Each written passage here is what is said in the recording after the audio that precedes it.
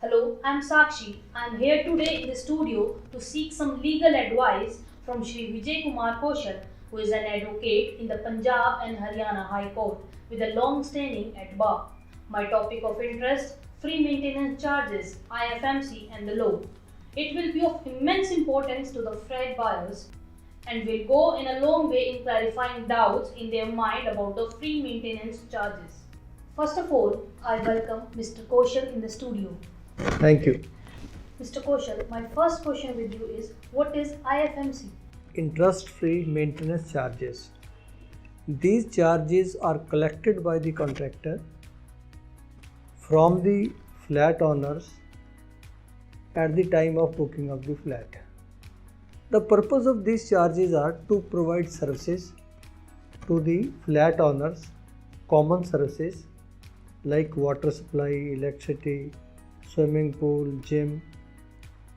This money is collected only for the purpose of providing services later on.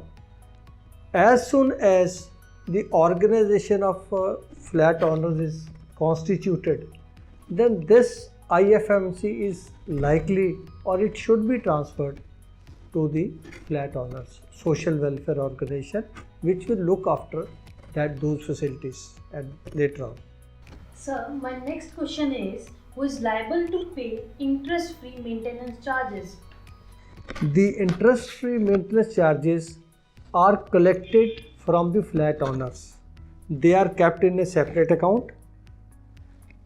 As and when the flat owners forms an association for the welfare of the society, then this money is liable to be transferred to their account, because ultimately it is the welfare organization association which will be formed who will look after these funds as well as the facilities to be provided. My next question is what are the provisions under RERA and other laws relating to the misappropriation of IFMC? Under section 11(4) of the RERA Act, it is a obligation, it is binding obligation on the contractor to help formulate the association and thereafter transfer the money which is lying in the account of IMFC to that welfare association. Otherwise, failing which, if supposingly he doesn't perform his duties as per law, then RERA Act provides that a complaint can be made against the contractor. Even the association or any member of the association can also move to the consumer court for that matter. The complaint will be maintainable in RERA as well as in the consumer court. So my next and very important question to you is there any requirement under any law to transfer the IFMC to the Residents Welfare Association? As I have already replied to you in the last question, under section 11(4) of the RERA Act, it is mandatory on the part of the contractor, promoter, to maintain the IFMC account and then transfer it to the flat welfare association as soon as the same is formed. Until that association is formed, till then it is the duty of the contractor to maintain all the facilities, common facilities which are to be provided. Please explain us in brief what are the provisions under RERA Act for the regulation of maintenance charges? The RERA Act mandates the contractor to provide the all breakup details. I mean, what are the charges he is collecting from the flat owners? Total breakup details. Now this is mandatory on his part to disclose in the buyer agreement. Earlier it was not so. Now the coming into force of the RERA Act, it has become mandatory on his part. Now the buyer agreement shall contain all these breakup details. Sir, under RERA Act, what are the obligations which are mandatory for the contractor?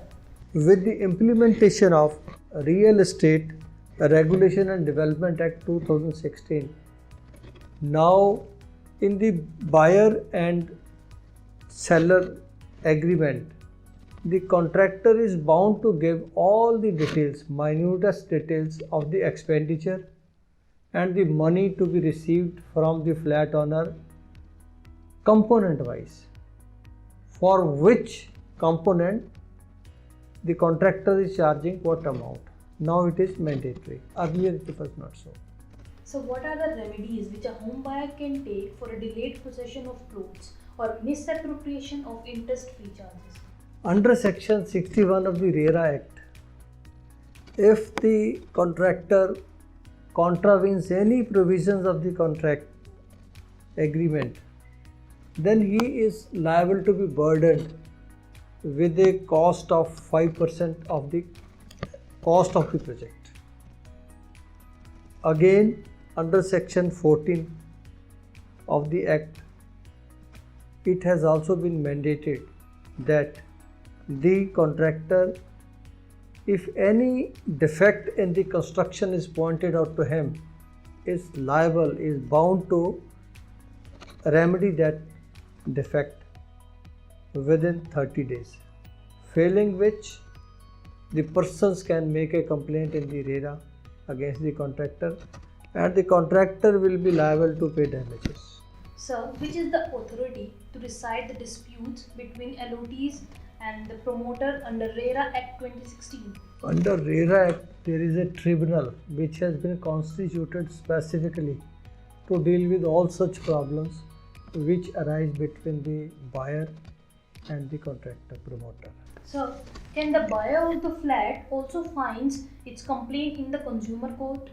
In fact, as per the law settled by the Honorable Supreme Court in number of judgments, now it is settled that contractor is a service provider and the flat owner is a consumer.